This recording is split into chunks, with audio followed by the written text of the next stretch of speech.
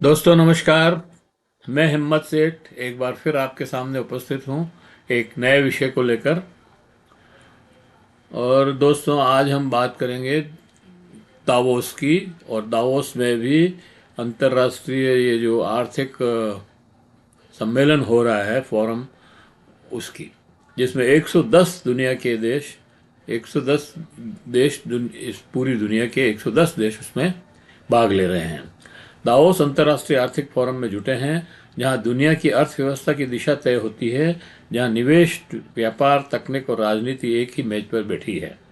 लेकिन सवाल है कि भारत कहाँ है। भारत का जो प्रतिनिधित्व है दोस्तों, दावोस में बहुत ही कमज़ोर रहा है, बहुत ही कमज़ोर। मैं ये इसलिए कह रहा हूँ कि जिन लोगों को इस फोरम में जाना चाहिए था वो गए ही नहीं। मतलब हमारे प्रधानमंत्री नहीं गए, वित्त मंत्री नहीं गए, वाणिज्य मंत्री नहीं गए, विदेश मंत्री नहीं गए। कौन गया? रेल मंत्री। रेल मंत्री का क्या काम है वहाँ पे? जो जिन लोगों को जाना चाहिए था, जो जवाबदेह लोग हैं, जिनकी जवाबदेही है कि वह देवास दावोस में क्या हुआ ये आके बताएं, वो गए ही नहीं। उनको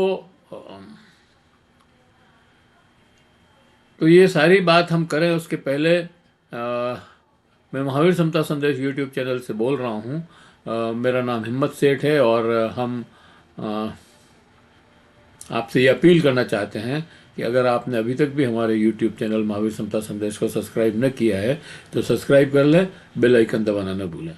दोस्तों, आज जो दुनिया बदल रही है और वर्ल्ड ऑर्डर बदल रहा है, मतलब दावोस में मैक्रो और कनाडा के जो प्रधानमंत्री हैं उन्होंने तो साफ कहा है कि पुराने दिन गए, अब नया वर्ल्ड ऑर्डर उभर रहा है और उसके हिसाब से हमको काम करना पड़ा। और जहाँ नया वर्ल्ड ऑर्डर उभर रहा है, जहाँ नया वर्ल्ड ऑर्डर बनने की तैयारी है, वहाँ पे भारत का कोई भी मंत्री नहीं है। रेल मंत्री से कुछ नहीं होता है। वित्त मंत्री, वाणिज्य मंत्री, विदेश मंत्री, प्रधानमंत्री, ये वहाँ से गायब है। नहीं समझ में आ रहा है कि प्रधानमंत्री क्यों नहीं गए वहाँ पे। दावोस में नहीं गए, मलेशिया में जो सम्मेलन हुआ था उसमें नहीं गए, और G7 के कनाडा के सम्मेलन में नहीं गए, और पता नहीं क्यों नहीं जा रहे हैं, कहीं नहीं जा रहे हैं। दक्षिणी अफ्रीका में भी शायद नहीं गए। अगर आप संवाद ही बंद कर देंगे, और अगर आप अपनी समस्याओं को हल करने का और क्या तरीका है? आप लोगों से बात करिए, दूसरे देशों से बात करिए। हम अभी फंसे हुए हैं, उलझे हुए हैं कि हमारे पर टैरिफ लगाया जा रहा है।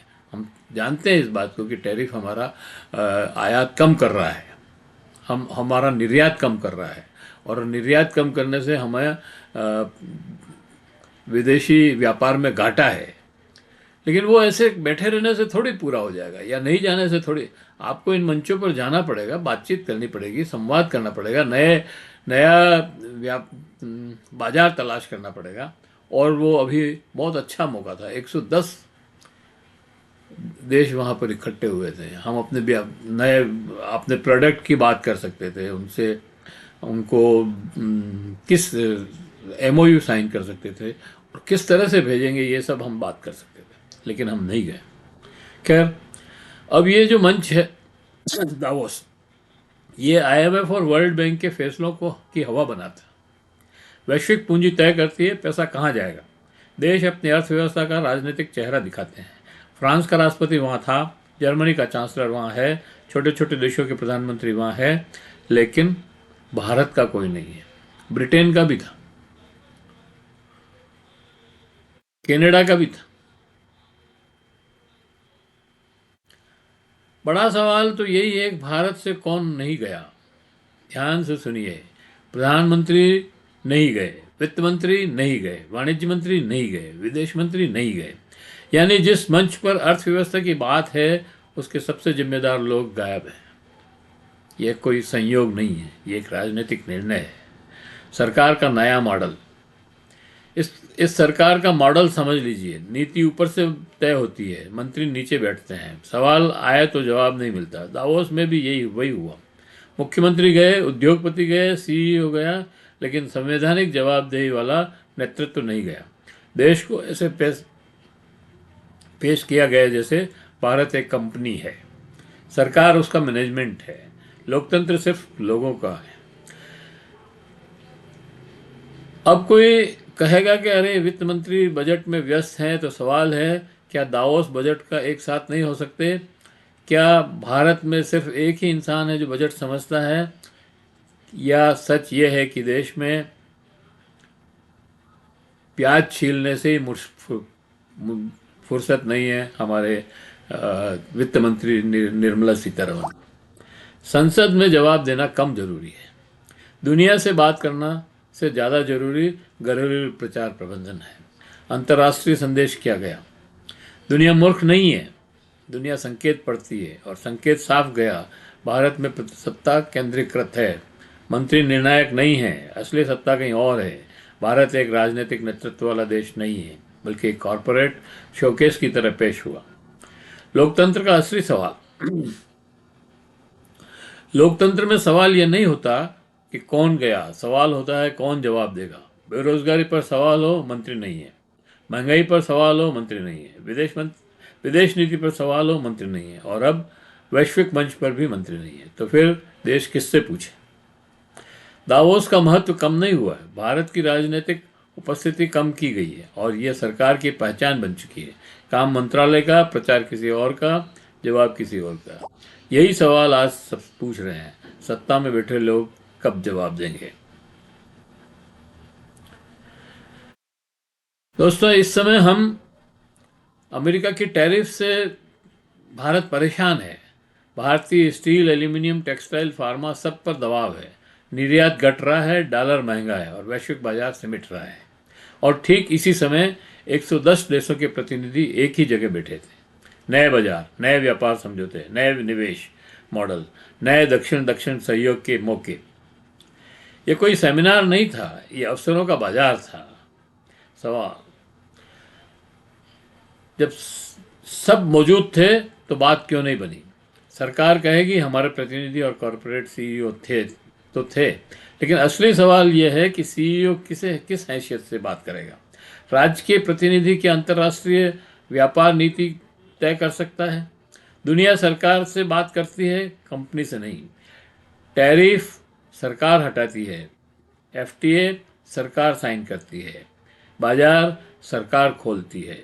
सीईओ सिर्फ डील का लाभार्थी होता है, नीति निर्माता नहीं। जो मौका गया वह क्या था?